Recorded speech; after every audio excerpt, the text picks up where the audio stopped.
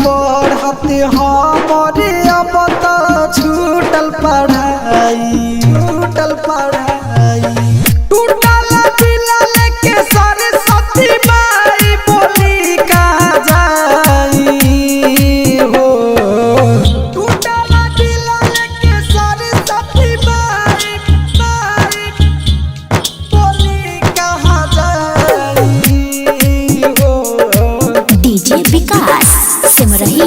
टूटल दिल लेके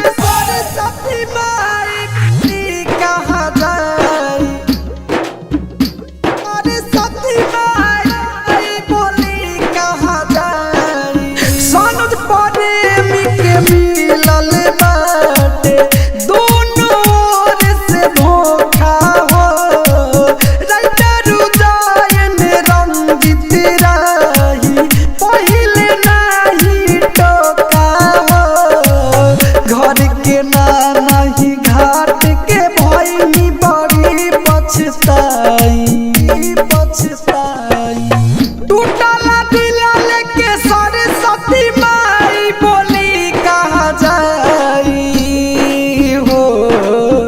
उबिया पढ़ते हमारे अब तो छूटल पढ़ाई टूटल दिल लेके सरस्वती माई बोली कहाँ जाई हो। Mix by CBL recording studio Laxmipur.